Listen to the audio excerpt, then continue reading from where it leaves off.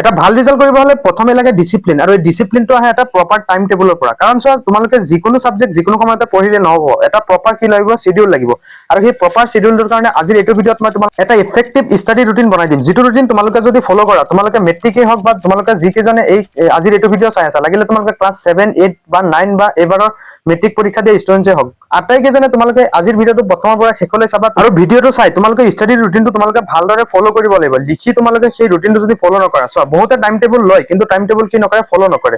কাৰণ চোৱা মই এনেকুৱা ধৰণৰ ষ্টুডেণ্টছ অফলাইনত পঢ়াও আৰু মই তোমালোকৰ বিষয়ে ভালদৰে জানো। গতিকে তোমালোকে কমেণ্টত জনোৱা যে তোমালোকে ষ্টাডি ৰুটিনখন ভালদৰে ফলো কৰিবা। ভিডিঅটো আৰম্ভ কৰাৰ আগতে তোমালোকে আমাৰ এই সেৱা পাঠশালা ইউটিউব চেনেলটো ছাবস্ক্ৰাইব কৰি ল'বা, কাৰণ তোমালোকৰ গোটেই বছৰটো এনেদৰে গাইড কৰি থাকিম যাতে তোমালোকে এটা ভাল ৰিজাল্ট কৰিব পাৰা। তো চোৱা ৰুটিনটো লিখাৰ আগতে এটা কথা ভালদৰে মনত ৰাখিবা, দিনটোত মাত্ৰ 24 ঘণ্টা সময় থাকে, আৰু এই 24 ঘণ্টা সময় তুমি অকলে পোৱা নাই, বা পৃথিৱীৰ সকলো মানুহে মাত্ৰ 24 ঘণ্টা সময়েই পাইছে। আৰু সেই 24 ঘণ্টা সময়টো কেনেদৰে ইউটিলাইজ কৰিছে, কেনেদৰে ব্যৱহাৰ কৰিছে, সেইটোৱে মেইন মেটাৰ। তুমি 24 ঘণ্টা যদি ৱেষ্ট কৰি দিয়া সেইটো তোমাৰ কথা, কিন্তু এজনে কি কৰিছে সেই 24 ঘণ্টাই ভালদৰে কি কৰিছে, কামত লগাইছে। সেই কথাটো তোমালোকে ভালদৰে মনত ৰাখিবা। তো চোৱা সেই 24 ঘণ্টাটোত মই তোমালোকক তিনিটা ভাগ কৰিছো, সেই তিনিটা ভাগৰ ভিতৰত 8+8+ ৰুল, এই ৰুলটো যদি তোমালোকে ভালদৰে ফলো কৰিব পাৰা, তোমালোকে এটা ভাল ৰিজাল্টে নহয়, তোমালোকে ফিউচাৰত এটা ভাল কিবা এটা কৰিব পাৰিবা। তো চোৱা 8+8+ ৰুল মতে তুমি কি কৰিবা, 8 ঘণ্টা তুমি স্কুলত ক্লাছ কৰিবা, আৰু 8 ঘণ্টা সেলফ ষ্টাডি কৰিবা, বা তোমাৰ গা ধুবা বা এক্সট্ৰা যিমান বিলাক কাম আছে তুমি সেইবিলাক কৰিবা। আৰু 8 ঘণ্টা তুমি কি কৰিবা, ঘৰত সেলফ ষ্টাডি কৰিবা, মানে তুমি নিজে পঢ়িবা। সেই কথাটো মই তোমালোকক ভালদৰে বুজাই দিম এতিয়া কেনেদৰে তোমালোকে ৰুটিনটো ফলো কৰিবা। চোৱা তো চোৱা প্ৰথমে তোমালোকে ৰাতিপুৱা কোনখিনি সাবজেক্ট পঢ়িবা বা কোনখিনি সাবজেক্ট পঢ়িব লাগে চোৱা। ৰাতিপুৱা তোমালোকে 5টাৰ আগতে উঠি তোমালোকে ফ্ৰেছ হৈ তোমালোকে 5 বজাত গৈ তোমালোকে পঢ়া টেবুলত বহিবা, আৰু 5 বজাৰ পৰা তোমালোকে 6 বজালৈ তোমালোকে ইংৰাজী পঢ়িবা। এই সময়খিনিত মই তোমালোকক ইংৰাজী দিছো কাৰণ ৰাতিপুৱা উঠিয়ে তোমালোকৰ মাইণ্ডটো একদম ফ্ৰেছ থাকে, আৰু এই সময়খিনিত কি হয়, ইংলিছটো যদি সাবজেক্টটো যদি তোমালোকে ভালদৰে পঢ়া, তোমালোকে ইংলিছত কিন্তু ভাল মাৰ্কছ এটা স্কোৰ কৰিবলৈ সক্ষম হবা। সেইটো কাৰণে ৰাতিপুৱা উঠিয়েই তোমালোকে কি কৰিবা, 1 ঘণ্টা তোমালোকে ইংৰাজী পঢ়ি ল'বা। ইংৰাজী পঢ়িবা তোমালোকে অকমান মুখেৰে কি কৰিবা, উচ্চাৰণ কৰি পঢ়িবা, বা যিখিনি তোমালোকৰ কুৱেশ্যন আনসাৰ মুখস্থ কৰিব আছে সেইখিনি কৰিবা। নেক্সট চোৱা এটা সাবজেক্ট, সেইটো হ'ল ছচিয়েল সায়েন্স। তোমালোকে ছচিয়েল সায়েন্স পঢ়িবলৈ ষ্টাৰ্ট কৰিবা, কাৰণ চোৱা আজিকালি ছচিয়েল সায়েন্সত তোমালোকে জানাই যে ভিতৰৰ কুৱেশ্যনৰ পৰা আদি কৰি MCQ আদি ভিতৰৰ পৰা দিব ষ্টাৰ্ট কৰিছে। গতিকে ছচিয়েল সায়েন্সটো তোমালোকে ইম্পৰ্টেন্ট দিব লাগিব আৰু থ্ৰলি তোমালোকে পঢ়িব লাগিব। গতিকে ৰাতিপুৱাৰ এই সময়খিনিত তোমালোকে কি কৰিবা, 1 ঘণ্টা ছচিয়েল সায়েন্স পঢ়িবা। আৰু তোমালোকে ছচিয়েল সায়েন্সটো এনেদৰে ভাগ কৰি ল'বা যে তোমালোকে সপ্তাহত 2 দিন জিঅগ্ৰাফী, 2 দিন হিষ্টৰী, 2 দিন পলিটিকেল আৰু 2 দিন ইকনমিক্স। তোমালোকে এনেকে ভাগ কৰি ছচিয়েল সায়েন্সটো তোমালোকে ৰাতিপুৱা এই সময়খিনিত 1 ঘণ্টা তোমালোকে ভালদৰে পঢ়িবা। তেতিয়া চাবা তোমালোকে গোটেই বছৰটোত তোমালোকে সময়মতে তোমালোকে ছচিয়েল সায়েন্সৰ সিলেবাসটো কভাৰেজ কৰাৰ উপৰিও তোমালোকে ছচিয়েল সায়েন্সত এটা ভাল মাৰ্কছ স্কোৰ কৰিবলৈ সক্ষম হবা। কাৰণ চোৱা এই বছৰ তোমালোকৰ ছচিয়েল সায়েন্সত তোমালোকে জানাই কি লেভেলৰ কুৱেশ্যন আনসাৰ আহিছে, একেবাৰে চিধা APSC টাইপৰ কুৱেশ্যন আনসাৰ আহিছে। গতিকে তোমালোকে কুৱেশ্যনৰ লগত মোকাবিলা কৰিব হলে তোমালোকে কি কৰিব লাগিব, ছচিয়েল সায়েন্সটো ইম্পৰ্টেন্ট দিব লাগিব। গতিকে তোমালোকে এই সময়খিনিত ৰাতিপুৱা 6:20 পৰা 7:20, অৰ্থাৎ 1 ঘণ্টা তোমালোকে ছচিয়েল সায়েন্স পঢ়ি ল'বা। ঠিক আছে, তো ইয়াৰ পিছত নেক্সট চোৱা, ছচিয়েল সায়েন্স পঢ়ি শেষ হোৱাৰ পিছত তোমালোকে কি কৰিবা, 7:20 পৰা 8:30 তোমালোকে সায়েন্স পঢ়ি ল'বা। এই ৰাতিপুৱা 1 ঘণ্টা সময়ত তোমালোকে সায়েন্সটো পঢ়ি ল'লে তোমালোকৰ কাৰণে কি হৈ যায়, বিজ্ঞানৰ তোমালোকৰ কাৰণে বিজ্ঞানটো যিহেতু বহুত ইম্পৰ্টেন্ট, গতিকে এই ৰাতিপুৱাৰ সময়খিনিত তোমালোকে বিজ্ঞানটো ভালদৰে পঢ়ি ল'বা 1 ঘণ্টা। ঠিক আছে, এইখিনি পঢ়াৰ পিছত তোমালোকৰ স্কুলৰ টাইম হৈ যাব। যদি তোমালোকৰ হাতত আৰু টাইম যদি বাচি থাকে, ধৰা তোমালোকৰ কাৰোবাৰ স্কুল 9:15 লৈকে হয়, তেতিয়াহ'লে তোমালোকে কি কৰিবা, আৰু টাইম ইয়াতে বঢ়াই দিবা। বঢ়াই দি কিনে তোমালোকে কি কৰিবা, সায়েন্সক অকমান আৰু ইয়াতে সময় দি দিবা, অৰ্থাৎ বিজ্ঞানৰ আৰু অকমান সময় দি দিবা। তেতিয়া কি হ'ব, তোমালোকৰ সায়েন্সত এটা ভাল মাৰ্ক স্কোৰ কৰিবলৈ তোমালোকে সক্ষম হবা। তো এতিয়ালৈকে ৰাতিপুৱা আমাৰ 3 ঘণ্টা গ'ল, আৰু এই ৰাতিপুৱাৰ শিডিউলত আমাৰ 3টা সাবজেক্ট গ'ল, সেইকেইটা হ'ল ইংলিছ, ছচিয়েল সায়েন্স আৰু সায়েন্স। তো এতিয়া আমি ইভিনিঙত যাম। ইয়াৰ আগতে তোমালোকে কি কৰিবা, স্কুলত যাবা।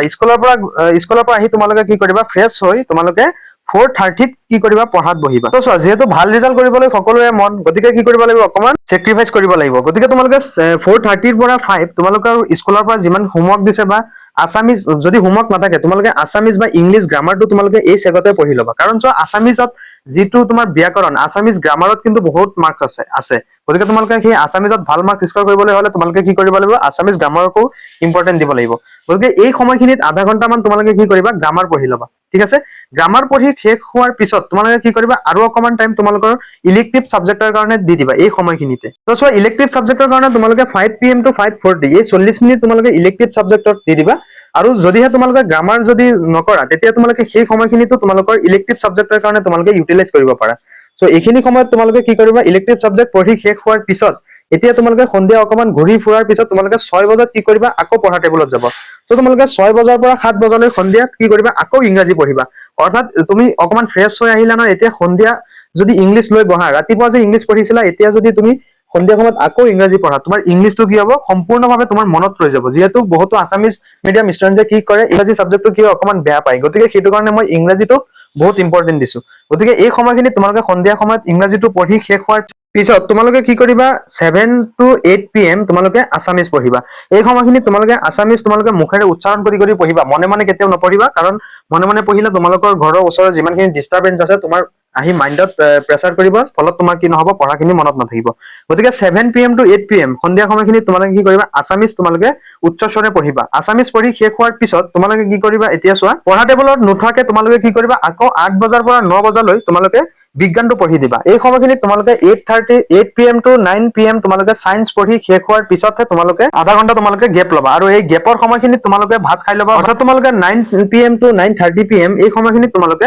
ডিনাৰ কৰি ল'বা ডিনাৰ কৰি শেষ হোৱাৰ পিছত তোমালোকে আকৌ কি কৰিবা পঢ়া টেবুলত যাবা অকমান জিৰণি লৈ পঢ়া টেবুলত যাবা আকৌ 9:30 তোমালোকে 9:30 ৰ পৰা কি কৰিবা কন্টিনিউয়াছলি তোমালোকে যিমান পাৰা তোমালোকে মেথছ কৰি থাকিবা আৰু মেথছটো তেতিয়া তোমালোকে যেতিয়া কৰিবা মেথছৰ নিচাত তোমালোকৰ কি নহব টোপনি নাহিব গতিকে তোমালোকে মেথছত 100% ফকাস দি যদি তোমালোকে ৰাতিৰ এই সময়খিনিত যদি মেথছ কৰা কেতিয়া 11টা 12টা বাজিব তোমালোকে নিজেও ক'ব নোৱাৰিবা সেইটো কাৰণে মই ষ্টুডেন্টছক প্ৰিফাৰ কৰো বা মই নিজেও ফলো কৰিছিলো যে ৰাতি ভাত খোৱাৰ পিছত মই কি কৰিছিলো মেথছত গৈ বহিছিলো তেতিয়া মেথছৰ কি হয় কাৰণ সব মেথছত কিছুমান সূত্ৰৰ প্ৰয়োগ হয় বা কিছুমান তুমি মনে তোমাৰ ব্ৰেইনে অকমান হেৰি প্ৰেছাৰাইজ পায় ন যেতিয়া তুমি মেথছ কৰিব ইচ্ছা কৰা বা ভালকে যেতিয়া এটেনশন দি মেথছ কৰা গতিকে ৰাতি যিমান পাৰা তুমি একদম কি কৰিবা মেথছ কৰি থাকিবা যিমান পাৰা কৰি থাকিবা কাৰণ সব মেথছক এটা নিৰ্দিষ্ট টাইমৰ ভিতৰত বান্ধি থলে নহব কাৰণ মেথছ তোমালোকে জানাই যিমানে হেৰি নহওক প্ৰেক্টিছ নহলে কিন্তু মেথছ নহয় গতিকে তোমালোকে যিমান পাৰা ৰাতি সময় পাইছা মানে তুমি মেথছত ভালকে প্ৰেক্টিছ কৰি মেথছৰ সাবজেক্টটো তুমি ষ্ট্ৰং কৰি লোৱা তো এইটোৱে আছিল ষ্টাডি ৰুটিনখন তোমালোকে এই ষ্টাডি ৰুটিনখন যদি ভালদৰে তোমালোকে ফলো কৰা তোমালোকৰ কিন্তু ৰিজাল্ট ভাল হ'ব তো চোৱা ফলো কৰিলে কিন্তু অকমান কষ্ট হ'ব সেইটো কাৰণে তোমালোকে কি কৰিবা